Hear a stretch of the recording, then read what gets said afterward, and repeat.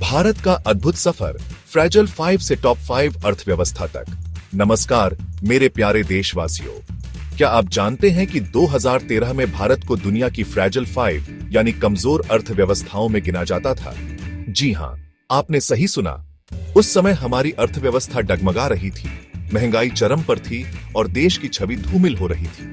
लेकिन कहते हैं ना कि अंधेरे के बाद सवेरा जरूर आता है। आज भारत दुनिया की 5वीं सबसे बड़ी और सबसे मजबूत अर्थव्यवस्थाओं में से एक है। ये किसी चमत्कार से कम नहीं है। तो कैसे हुआ ये बदलाव? कौन थे वो लोग जिन्होंने इस अद्भुत सफर को संभव बनाया? चलिए जानते हैं इस वीडियो में भारत की प्रगति की कहानी, जो हर भारतीय के लिए गर्व की बात है। महंगाई पर लगाम, एक निर्णायक लड़ाई। यह लड़ाई सिर्फ आर्थिक नीतियों की नहीं, बल्कि हर भारतीय के जीवन की गुणवत्ता की भी थी। दोस्तों, 2013 में महंगाई दर 10% से ऊपर थी। यह एक ऐसा समय था जब हर कोई महंगाई की मार झेल रहा था। आम आदमी का जीना मुश्किल हो गया था। हर दिन की जरूरतें पूरी करना एक चुनौती बन गई थी।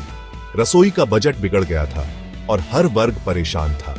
खाने पीने की चीजों के दाम आसमान छू रहे थे। लेकिन कहते हैं ना, जहां चाह है वहां राह है।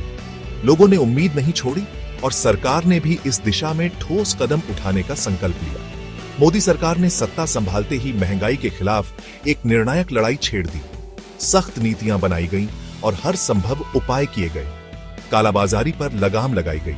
यह सुनिश्चित किया गया कि कोई भी अवैध तरीके से मुनाफा न कमा सके और जनता को राहत देने के लिए हर संभव प्रयास किया गया। सरकारी योजनाओं के माध्यम से लोगों को सीधा लाभ पहुंचाया गया।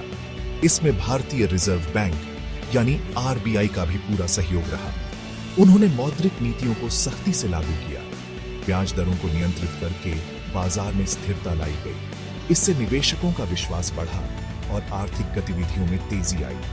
धीरे धीरे लेकिन मजबूती से महंगाई दर कम होने लगी। यह एक लंबी और कठिन प्रक्रिया थी, लेकिन इसके परिणाम सकारात्मक थे और देखते ही देखते वो दिन भी आया जब महंगाई दर 4-5% पर आ गई। लोगों ने राहत की सांस ली। यह कोई छोटी उपलब्धि नहीं थी। यह एक सामूहिक प्रयास का परिणाम था, जिसमें सरकार और जनता दोनों ने मिलकर काम किया। इस जीत ने साबित कर दिया कि अगर सरकार और जनता मिलकर कोई संकल्प ले तो कोई भी लक्ष्य असंभव नहीं है। यह एक नई शुरुआत थी। महंगाई पर काबू पाने के साथ साथ सरकार ने वित्तीय घाटे को भी नियंत्रित करने के लिए ठोस कदम उठाए। यह एक महत्वपूर्ण कदम था। फिजूल खर्ची पर रोक लगाई गई। सरकारी खर्चों में कटौती की गई ताकि वित्तीय स्थिति मजबूत हो सके और सरकारी खर्च में कटौती की गई। इससे सरकारी खजाने पर बोझ कम हुआ और संसाधनों का सही उपयोग हुआ। इसके साथ ही सरकार ने टैक्स चोरी को रोकने के लिए भी कई कदम उठाए। यह सुनिश्चित किया गया कि हर कोई अपने हिस्से का टैक्स भरे। जीएसटी जैसे ऐतिहासिक टैक्स सुधार लागू किया गया, जिससे टैक्स प्रणाली में पारदर्शिता आई, जिससे टैक्स चोरी रोकने और सरकारी राजस्व में वृद्धि हुई। सुधार और सरकारी राजस्व में वृद्धि हुई। इन सभी प्रयासों का नतीजा ये हुआ कि भारत की अर्थव्यवस्था मजबूत हुई। इन सभी प्रयासों का नतीजा ये हुआ कि भारत की अर्थव्यवस्था मजबूत हुई और दुनिया भर में भारत के साथ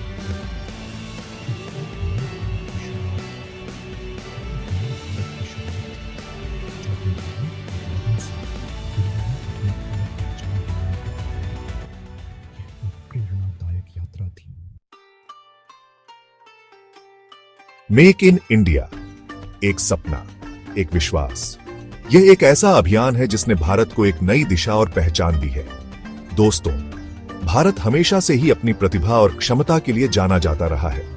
हमारे वैज्ञानिक, पेशेवर और छात्र दुनिया भर में अपनी पहचान बना चुके हैं। लेकिन 2014 से पहले भारत में वैश्विक स्तर पर निर्माण का अभाव था। हमारे उद्योग धंधे पिछड़ रहे थे और कई कारखाने बंद हो चुके थे। इसी कमी को दूर करने के लिए प्रधानमंत्री नरेंद्र मोदी ने मेक इन इंडिया का नारा दिया। यह नारा सिर्फ एक विचार नहीं था, बल्कि एक क्रांतिकारी पहल थी। यह सिर्फ एक नारा नहीं था, बल्कि भारत को एक वैश्विक निर्माण हब बनाने का सपना था। इस सपने को साकार करने के लिए कई महत्वपूर्ण कदम उठाए गए। सरकार ने इसके लिए कई अहम कदम उठाए। नीतियों में बदलाव किए गए और नई योजनाएं बनाई गईं ताकि उद्योगों को बढ़ावा मिल सके। रक्षा, खुदरा और एविएशन जैसे क्षेत्रों में एफडीआई की सीमा बढ़ाई गई, जिससे विदेशी निवेशकों को भारत में निवेश करने के लिए प्रोत्साहन मिला। यह एक बड़ा कदम था। इसका नतीजा ये हुआ कि भारत में विदेशी निवेश में रिकॉर्ड बढ़ोतरी हुई, निवेशकों का विश्वास बढ़ा और उन्होंने भारत में अपने व्यवसाय स्थापित करने शुरू किए। दुनिया भर की बड़ी बड़ी कंपनियां भारत में अपने कारखाने लगाने लगी।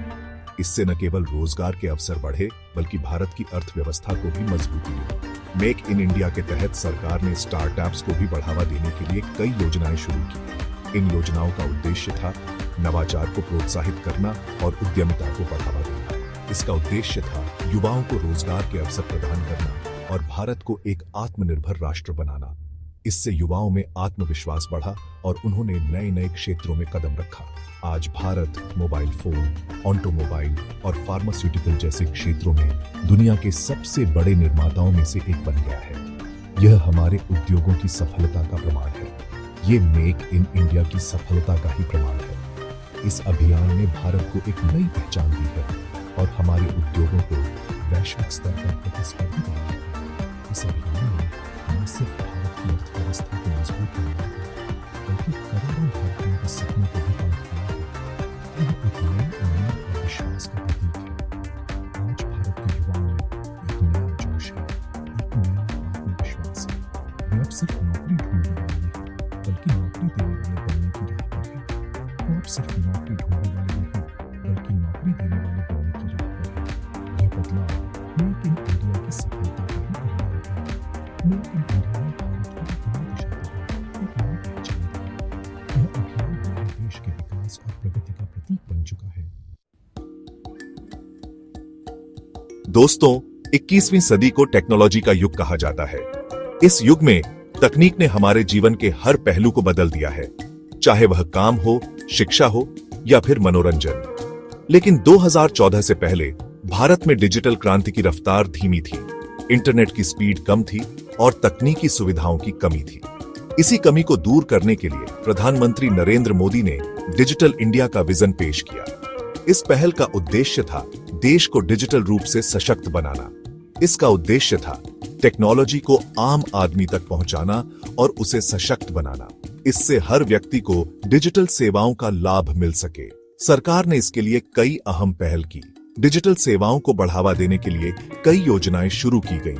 गांव-गांव तक ब्रॉडबैंड कनेक्टिविटी पहुंचाई गई, जिससे ग्रामीण क्षेत्रों में भी इंटरनेट की सुविधा उपलब्ध हो सके, जिससे करोड़ों लोग इंटरनेट से जुड़ सके।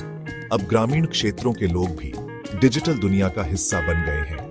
यूपीआई जैसे प्लेटफॉर्म लॉन्च किए गए, जिससे डिजिटल पेमेंट को आसान बनाया जा सके। अब लोग आसानी से अपने मोबाइल से पैसे ट्रांसफर कर सकते हैं, जिससे डिजिटल पेमेंट को आसान बनाया जा सके। दुकानों और बाजारों में भी डिजिटल पेमेंट का चलन बढ़ गया है। आज भारत डिजिटल पेमेंट में दुनिया का लीडर है। डिजिटल पेमेंट के क्षेत्र में भारत ने अद्वितीय प्रगति की है। डिजिटल इंडिया ने न सिर्फ लोगों के जीवन को आसान बनाया है, बल्कि सरकारी सेवाओं को भी ऑनलाइन उपलब्ध कराया है, बल्कि भ्रष्टाचार को कम करने में भी अहम भूमिका निभाई है। डिजिटल मॉनिटरिंग से लेन देन में पारदर्शिता आई है। आज सरकारी सेवाएं ऑनलाइन उपलब्ध हैं, जिससे लोगों को सरकारी दफ्तरों के चक्कर नहीं काटने पड़ते। अब लोग घर बैठे ही सरकारी सेवाओं का लाभ उठा सकते हैं, जिससे लोगों को सरकारी दफ्तरों के चक्कर नहीं काटने पड़ते। यह समय और संसाधनों की बचत करता है। डिजिटल इंडिया ने भारत को एक पारदर्शी और जवाबदेह शासन प्रणाली की ओर अग्रसर किया है। इससे शासन में पारदर्शिता और जवाबदेही बढ़ी है। इसके साथ ही डिजिटल इंडिया ने लाखों नए रोजगार के अवसर भी पैदा किए हैं। तकनीकी क्षेत्र में रोजगार के नए अवसर खुल गए हैं। ई-कॉमर्स, फिनटेक और एडटेक जैसे क्षेत्रों में तेजी से विकास हुआ है। इन क्षेत्रों में नई नौकरियों का सृजन हुआ है। आज भारत दुनिया का सबसे तेजी से बढ़ता हुआ स्टार्टअप इकोसिस्टम बन गया है। युवा उद्यमियों के लिए नए अवसर पैदा हो रहे हैं। ये डिजिटल इंडिया की सफलता का ही प्रमाण है। इस पहल ने देश को नई ऊंचाइयों पर पहुंचाया है। डिजिटल इंडिया ने भारत को एक नई दिशा दी है, एक नई पहचान दी है। इस पहल ने देश को डिजिटल युग में अग्रसर किया है, एक नई पहचान दी है। यह पहल देश के हर नागरिक को सशक्त बना रही है। ये एक ऐसे भारत की कहानी है जो टेक्नोलॉजी के दम पर दुनिया में अपनी जगह बनाने का तैयार है। यह एक नए युग की शुरुआत है जो टेक्नोलॉजी के दम पर दुनिया में अपनी जगह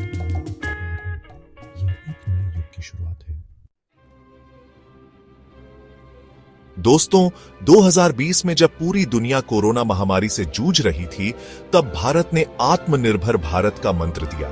इसका उद्देश्य था मुश्किल समय में अपनी ताकत पर खड़ा होना और दुनिया को यह दिखाना कि भारत किसी से कम नहीं है। सरकार ने इसके लिए कई अहम कदम उठाए। आत्मनिर्भर भारत के तहत इंफ्रास्ट्रक्चर पर विशेष ध्यान दिया गया। सड़कों, रेलवे, हवाई अड्डों और बंदरगाहों के निर्माण में बड़े पैमाने पर निवेश किया गया। इससे न सिर्फ अर्थव्यवस्था को गति मिली, बल्कि लाखों लोगों को रोजगार भी मिला। नितिन गडकरी जी के नेतृत्व में भारत ने इंफ्रास्ट्रक्चर के क्षेत्र में अभूतपूर्व प्रगति की है।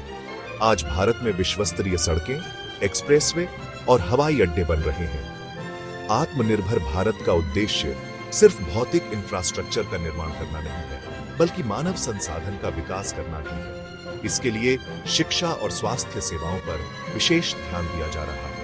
सरकार का लक्ष्य है कि हर भारतीय को अच्छी शिक्षा और स्वास्थ्य सेवाएं मिलें। आत्मनिर्भर भारत एक सतत प्रक्रिया है, जिसका लक्ष्य है भारत को एक विकसित राष्ट्र बनाना। ये एक ऐसे भारत की कहानी है जो अपनी मेहनत और लगन से अपनी किस्मत खुद लिखेगा। ये एक ऐसे भारत की कहानी है जो दुनिया को अपनी ताकत दिखाएगा। ये एक ऐसे भारत की कहानी है जो दुनिया का नेतृत्व करेगा। दोस्तों, 2013 में जो भारत आर्थिक संकट से जूझ रहा था, वही आज ग्लोबल लीडरशिप में एक अहम भूमिका निभा रहा है।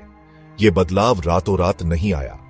यह बदलाव सिर्फ सुधारों की कहानी नहीं है, यह भारत की 1.4 अरब जनता के सामूहिक प्रयास की भी कहानी है। यह कहानी है उन किसानों की जो दिन रात खेतों में मेहनत करते हैं। यह कहानी है उन मजदूरों की जो अपना पसीना बहाकर देश को आगे बढ़ाते हैं। ये कहानी है उन वैज्ञानिकों की जो अपनी खोजों से देश को नई ऊंचाइयों तक पहुंचाते हैं। ये कहानी है हर उस भारतीय की जिसने अपने सपनों को साकार करने के लिए कड़ी मेहनत की है। अपने विचार हमें कमेंट्स में बताइए और इस वीडियो को लाइक और शेयर करना मत भूलिए। जय हिंद।